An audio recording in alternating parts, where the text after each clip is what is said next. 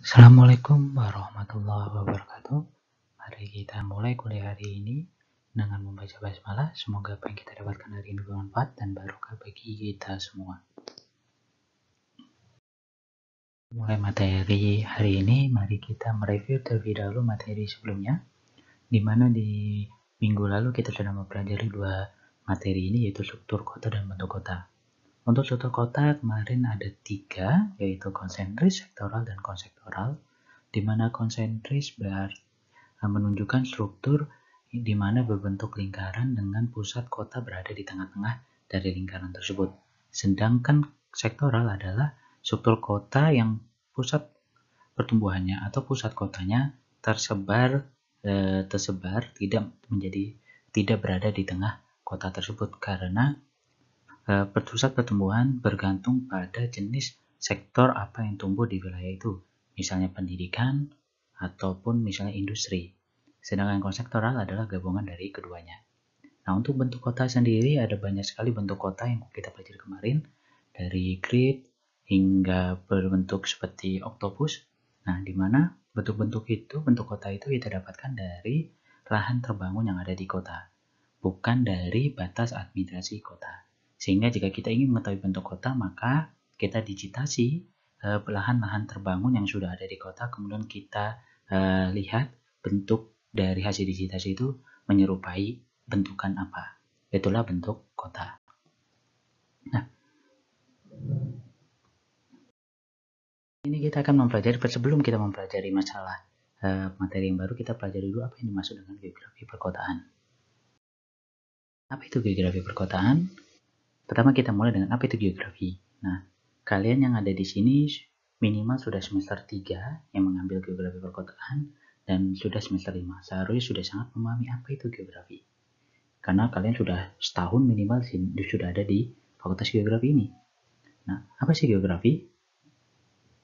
Geografi simpelnya adalah pendekatannya. Nah, pendekatan yang digunakan dalam geografi adalah keruangan, ekologi, dan kompleks wilayah. Kalau bicara objek kajiannya, objek kajian geografi itu adalah biosfer. Semua yang ada di bumi, baik yang di atas permukaan hingga di bawah permukaan. Jadi di atas permukaan, di permukaannya bumi, di atas permukaan bumi, di bawah permukaan bumi. Semua itu yang kita pelajari.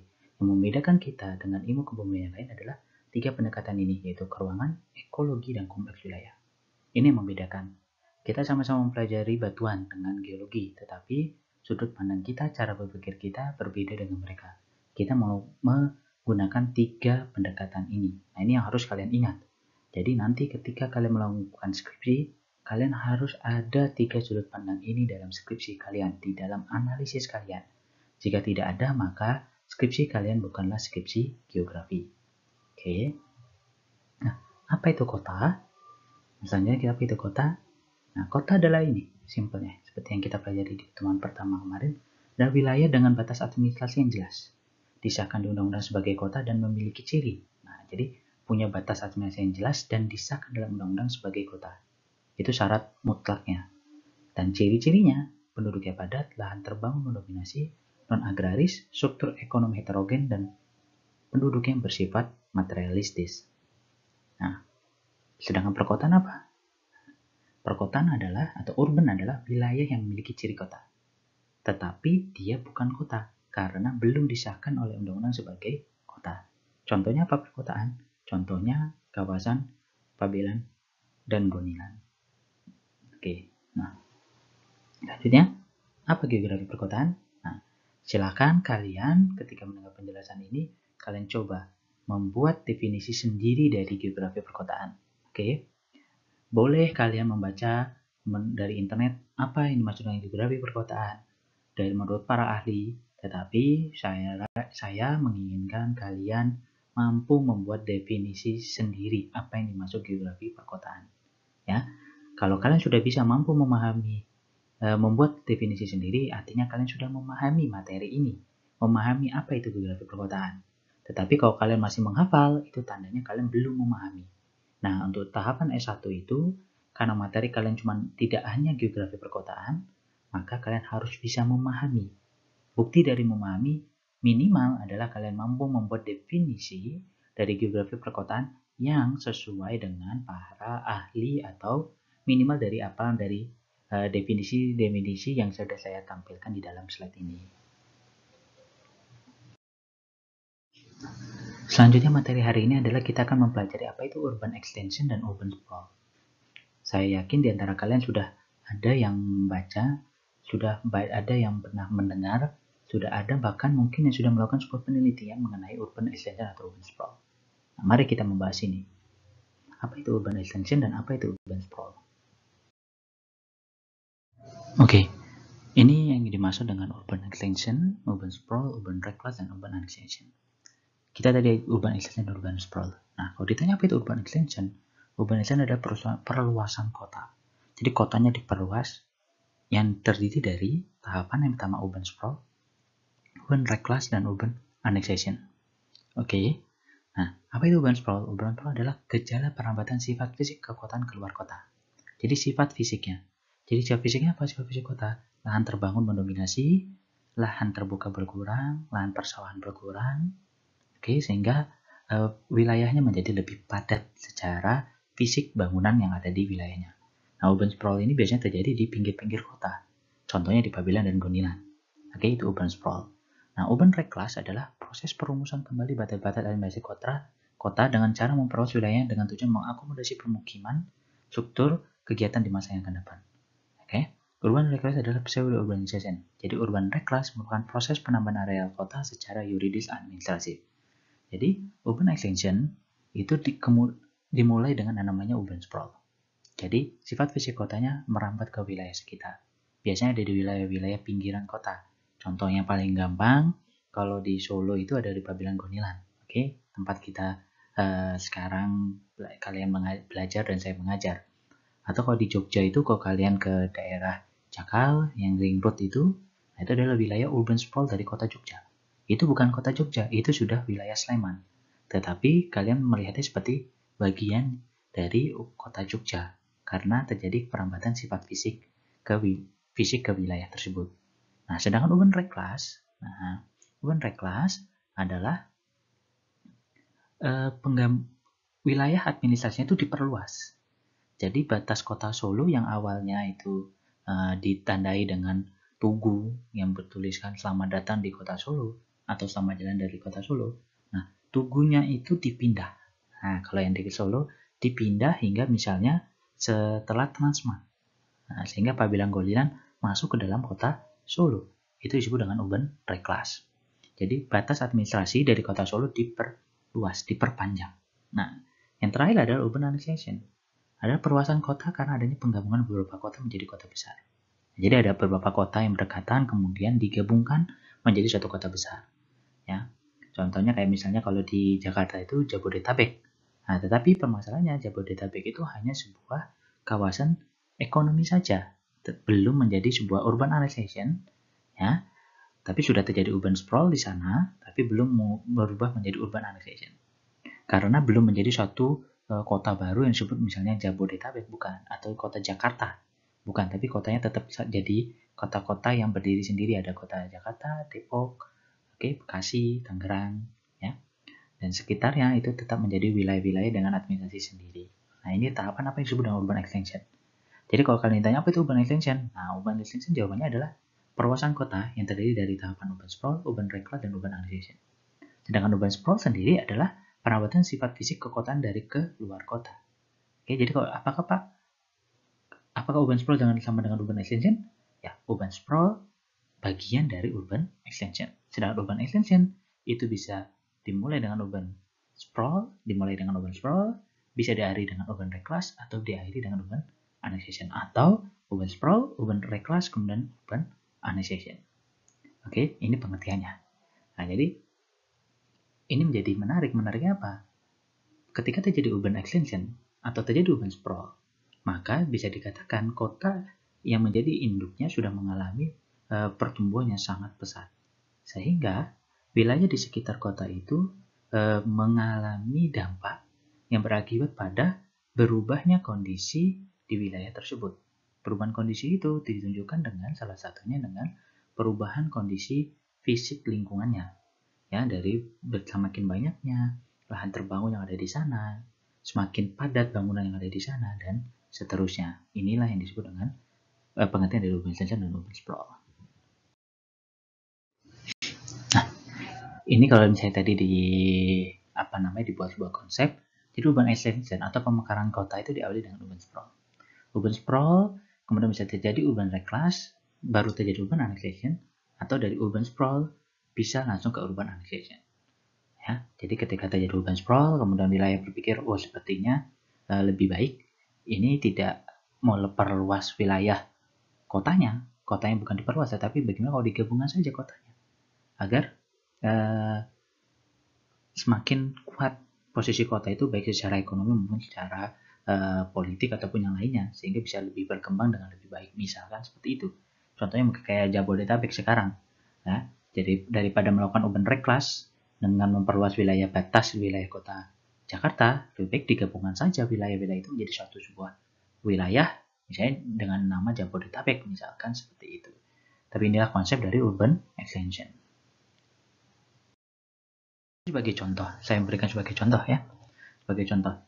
Nah, inilah PJ, penginderaan jauh. Ya, ini PJ penginderaan jauh, kalian bisa pakai Landsat. Ini contohnya pakai penginderaan jauh yang non foto, ya. Kita Landsat ini. Jika kalian lihat dari sini yang di sebelah kiri ini, kalian lihat ini adalah Jakarta. Oke. Jakarta. Nah, ini yang terkait dengan materi sebelumnya juga. Ya, terkait dengan urban bentuk kota. Nah, jadi kalau Jakarta itu batas administrasinya yang ini. Oke. Nah, tetapi lahan terbangunnya adalah yang warna merah ini. Nah, jadi kalau ingin mengetahui bentuk kota, maka kalian harus melihat ini bentuknya ini. Oh, bentuknya seperti apa nih? Oh, ini sepertinya kotak. Oh, ini sepertinya grid dan seterusnya. Nah, ketika seperti ini menjadi apa? Bentuknya seperti apa tahun 80? Seperti ini seperti apa? Kemudian tahun 2000 seperti apa? Nah, inilah yang disebut dengan urban dengan bentuk kota untuk melihat. Nah, tetapi kaitannya dengan urban extension ada urban sprawl adalah bahwa Jakarta di tahun 70-an itu masih pusat kegiatannya masih ada di dalam kotanya saja, belum berkembang. Tapi dalam waktu 10 tahun sudah mulai merambat ke kanan, ke kiri, hingga selatannya.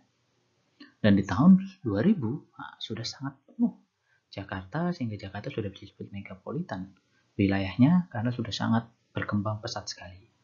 Nah, ini kalau ini hanya Jakartanya saja. Oke. Tapi kalau kita lihat, nah nih, di sebelah kanan, ini kita lihat bahwa kalau dikaitkan dengan Jabodetabek, tahun 72 ya, mirip ya. Jakarta ya hanya di Jakarta saja. Tahun 80-an sudah mulai berkembang ke wilayah Jakarta, hampir seluruh wilayah Jakarta berkembang. Tapi masuk tahun 90-an hingga tahun 2000, tidak hanya Jakarta lagi yang berkembang, tetapi sudah wilayah sekitarnya. Sudah Tangerang, Bekasi, dan juga Depok plus Bogor sudah mulai terkena perkembangan dari dampak dari perkembangan wilayah yang dimulai dari Jakarta. Nah, ini. Jadi ketika terjadi urban sprawl, itu tandanya kota yang menjadi pusat sudah mengalami perkembangan yang sangat pesat. Ya, kita wajar saja Jakarta berkembang dengan pesat karena Jakarta adalah pusat pemerintahan Indonesia dan juga pusat pemerintahan Indonesia dan ibu kota. Jadi semuanya ekonomi pemerintah muncul ada di kota Jakarta, sehingga wilayah sekitarnya pasti akan ke-trigger untuk sama-sama maju, untuk berkembang. Ditunjukkan dengan apa? Meluasnya lahan terbangun. Ketika Jakarta sudah meluas, lahan terbangun sudah semakin tinggi, maka akan merembet ke sekitarnya. Nah, merembetnya kemana kok ini? Makanya kemudian Jakarta, di wilayah sekitar Jakarta disebut jangan Jabodetabek. Oke, kalau Jogja mungkin masih Sleman dan Bantul, sekitar Sleman dan Bantul. Di daerah UGM ke utara hingga Rekrut plus sampai UI itu sudah mulai terjadi perembetan. Oke, yang ke arah Kaliurang ke arah Gunung Merapi, atau kalau di Bantul itu sekitar UMY. Nah, itu mulai terjadi perembetan pertumbuhan ekonomi, lahan terbangun akibat pertumbuhan ekonomi dan pembangunan yang ada di kota Jogja. Nah, kalau di Solo ini mungkin muncul dengan adanya Pabilan Gondilan yang paling dekat. Kemudian ada Solo Baru yang semakin terdampak dengan pertumbuhan dari kota Solo, walaupun memang tidak sepesat dari contohnya paling dekat dengan Jogja. Nah, kalau di Semarang, kota Semarang itu sudah mulai merembet ke wilayah-wilayah sekitarnya, ya, di wilayah-wilayah Kabupaten Semarangnya. Nah, itulah bentuk dari dampak dari pertumbuhan perluasan wilayah kota. Nah, Makanya akhirnya sama seperti yang materi sebelumnya saya bilang, Anda wilayah yang bukan kota tetapi memiliki ciri-ciri kota. Nah, wilayah-wilayah itu adalah wilayah-wilayah urban sprawl, wilayah-wilayah yang terkena dampak dari pertumbuhan kota.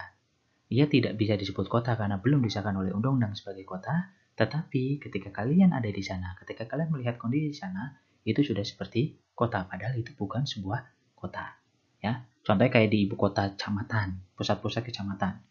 Ya, dia itu bukan kota, tetapi punya ciri-ciri kekotaan. Karena wilayah itu adalah wilayah kecamatan, bukan wilayah kota. Ya, mungkin di daerah kalian mungkin akan banyak wilayah-wilayah yang seperti itu. Ya, wilayah tempat tinggal kalian, oh ini kan kota. Kalian menyebutnya kota. Oke, kalian sendiri yang menyebut kota, masyarakat menyebut kota karena kondisinya seperti kota, sudah banyak bangunan, sudah banyak toko-toko, sudah mungkin ada mall di situ. Tetapi wilayah itu bukan kota.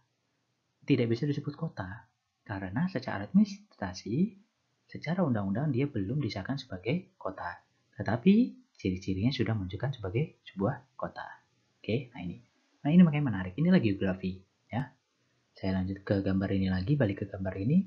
Inilah geografi. Geografi itu tidak perlu yang namanya datang ke lapangan. Geografi itu bisa memanfaatkan yang namanya penginderaan jauh. Penginderaan jauh adalah data. Penginderaan jauh adalah tools di dalam geografi. Ya, kalian bisa memanfaatkan ini. Kalian bisa mengelola ini. Oke, semua orang bisa melakukan ini. Karena ini bicara software, ini bicara data. Tinggal klik-klik-klik jadi seperti ini. Oke, tetapi lebihnya geografi adalah geografi paham ilmunya. Nah, ini yang membedakan geografi dengan ilmu-ilmu pembumian lain. Bagaimana geografi dapat memahami ini? Nah, makanya kalian itu boleh mempelajari PJ, boleh memahami JIS, tetapi jangan lupakan makna dari data yang kalian buat. Mengapa wilayah ini hijaunya pekat? Mengapa wilayah ini pink? Mengapa warna ini merah? Mengapa ini hitam? Itu yang perlu kalian pahami. Jadi bukan kalian mampu membuat ini, ya. Walaupun itu penting sekali untuk geografi karena ciri khas geografi adalah mampu mengoperasikan JIS. Itu minimal. Jadi kalau kalian di sini semester 5 dan semester 3, untuk semester 3 baru sek 1, harus belajar baik-baik sungguh-sungguh. Jangan sampai nanti lulus kalian tidak bisa bikin peta. Buka GIS saja, buka ArcGIS saja tidak bisa. Itu memalukan, ya. Jadi kalian harus bisa memahami cara bagaimana menggunakan JIS, bagaimana melakukan digitasi, bagaimana mendapatkan data, pengolahan data, hingga melakukan layouting peta. Itu minimal. Untuk yang semester 5, yang sudah hampir sek 1, sedang ambil sek 2, maka sek 1-nya harus bagus dulu. Digitasinya harus bagus. Digitasinya ya paling nggak rapi dulu. Walaupun tidak bagus banget, tapi rapi dulu. Minimal itu, baru kemudian bicara sek 2 yang bicara dengan terkait dengan pengolahan-pengolahan citra-citra. Nah, itulah geografi. Kalian harus pahami. Ya. Ini syarat kalian untuk dapat dinyatakan layak kalau menurut saya sebagai sarjana geografi. Karena kalau kalian tidak bisa memahami peta, kalian tidak bisa membuat peta, kalian tidak bisa mengaplikasikan ilmu geografi kalian, terutama di bidang spasialnya, maka seharusnya kalian itu belum bisa disebut sebagai sarjana geografi. Karena sarjana geografi esensinya bukan di peta memang, tapi bagaimana kalian dapat melakukan analisis spasial. Selanjutnya kita akan bicara masalah ekspresi keruangan dari urban sprawl. Nah, jadi kita akan melihat bagaimanakah perubahan kondisi secara spasial urban sprawl yang terjadi di suatu wilayah. Ini menurut Harvey Clark tahun 1971. Ada 3, yaitu concentric development, ribbon development atau linear development, dan leapfrog development. Kita coba bahas satu persatu. Yang pertama adalah perempatan concentric atau concentric development. Nah, di mana perempatan ini adalah perempatan yang paling lambat. Perempatan ini dimulai dari batas terluar atau batas administrasi dari suatu kota. Nah, jadi perubahan sifat fisik dari dari wilayah sekitar kota yang berubah menuju misalnya lahan terbangun yang menjadi lebih banyak, udah menjadi lebih padat, itu dimulai dari pinggir batas kota. Nah, ini terjadi di Jakarta dan Jogja, di mana di luar batas wilayah kota itulah mulai tumbuh, mulai merambat sifat fisik kota. Nah, perempatan ini termasuk perempatan yang lambat karena perempetannya tidak tertrigger secara masif di berbagai wilayah, namun terkonsentrasi di pinggir-pinggir kota itu. Jadi di pinggir batas kota. Nah, karena seperti itu, karena di pinggir kota, maka akan membentuk suatu penampakan morfologi kota yang relatif kompak. Nah, sehingga kita tidak bisa membedakan mana sih batas administrasi kota secara langsung, karena wilayah-wilayah sekitar yang ada di kota itu sudah seperti kota itu sendiri. Nah, yang paling gampang memang kalau kalian ke kota Jogja, kalian akan setelah misalnya kalau dari Solo setelah melewati Bandara Adi Sucipto, kalian mungkin merasa sepertinya sudah masuk kota Jogja. Tapi sebenarnya itu belum masuk kota Yogyakarta, itu masih di luar kota Jogja. Begitu juga kalau kalian ketika sampai di misalnya di Plaza Ambarukmo, Amplas, itu belum kota Jogja, itu masih di Kabupaten Sleman, karena kota Jogjanya setelah kampus UIN Sunan Kalijaga, baru itulah kampus kota Jogja. Nah, itu jadi kondisi yang kalau kita lihat datang ke sana terlihat seperti kota, tetapi di sana belum kota. Itu salah satu ciri dari perampitan konsentris yang merupakan salah satu contoh dari perubahan morfologi secara spasial di pinggir-pinggir kota, terutama untuk urban sprawl.